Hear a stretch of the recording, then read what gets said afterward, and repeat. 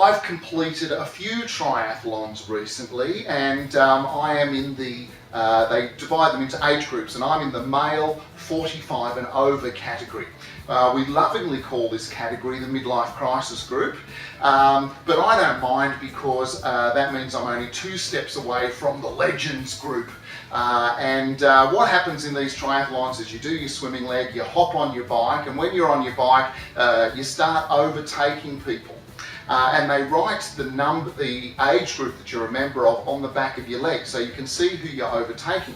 And you start overtaking people who have got, 40 written on their leg, and you think, great, great. You start overtaking people who've got 35 written on their leg, you go, fantastic. Start overtaking 30-year-olds, you're thinking, I'm really humming. And then all of a sudden, someone with L for legend cruises past you like you are walking. It is a truly humbling experience. These people are legends, and on the course at the National Speakers Association, I was fortunate enough to meet an absolute bloody legend, Dorothy Erlanger. So please welcome Dorothy. Pleasure to be here. Thank you very much for agreeing to be interviewed, Dorothy. Firstly, I'd be curious to know, why did you start doing triathlons? What was the trigger? At what point in time did you go, I need to do this? Well, it was kind of odd. I was coming out of a pretty major health challenge. It's about 9 years ago, and I should have felt great, right? I actually felt pretty depressed. I was down. I could not get myself going. Physically, I was supposed to be okay, but I think when you go through something like that, when you're not doing anything about it anymore, you're lost. And one day, I saw an announcement that there was going to be training for the 50s crowd for a mini triathlon. And I looked at it and I thought, well, I can swim 300 yards, and I have a bike I had in college, and with some training I could do 20K, and I can walk the 5K. There was no way I could run it, but I could walk it. And I thought, what a nice way to say I'm back.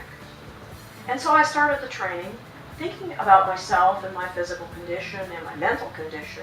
But the amazing thing was the community around it. The people, the camaraderie, the encouragement was just amazing. Can I ask a rude and personal question, which you don't have to answer? And I can hear my mum saying to me, Rod, I can't believe you're going to ask this question, but how old are you? Mom, it's okay. Thank you. Well, some people might take offense at that, but let me tell you one more rest of the story.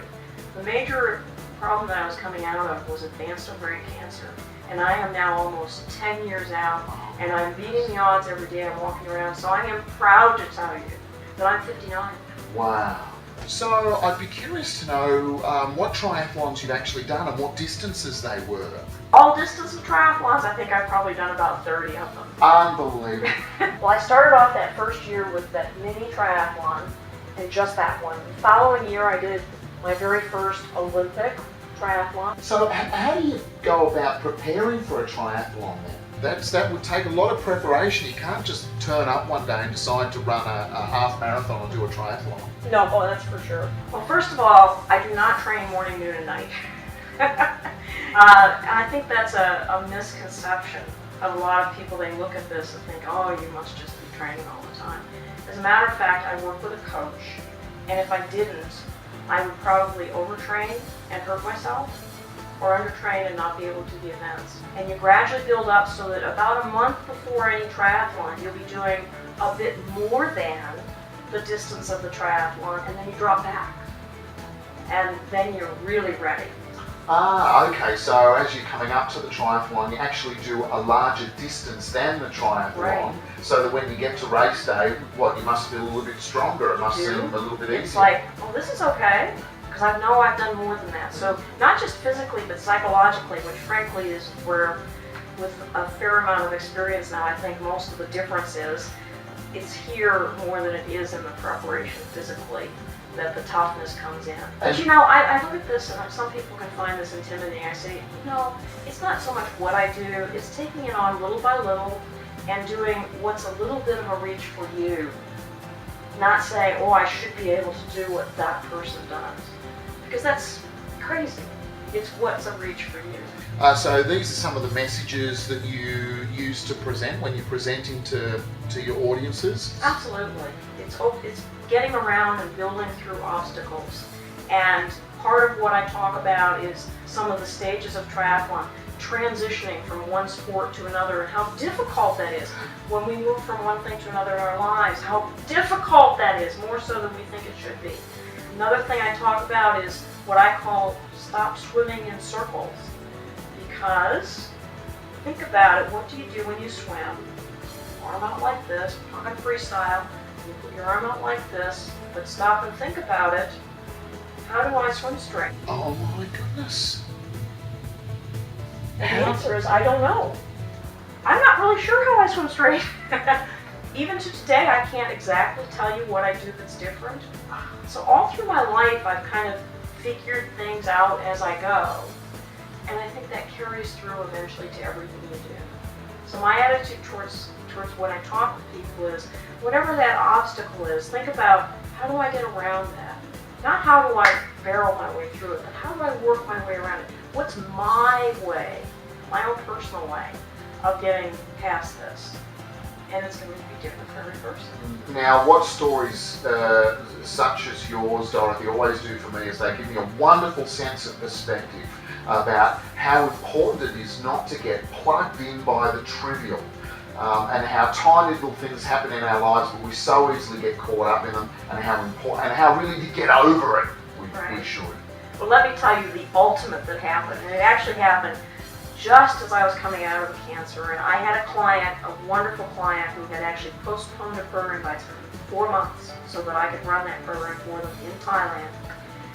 I got on the plane, it's in the winter. First of all, my treatments, because my treatments had been delayed, I was actually 1 week out of my final chemo when I went over there. Oh, so it was goodness. a little on edge. I knew I was subject to infection and so on. So I get on the plane, I get off the plane. It's a little after midnight in Thailand. First of all, they meet me at the door to tell me my baggage did not even make it on the plane in Chicago. That's problem number one.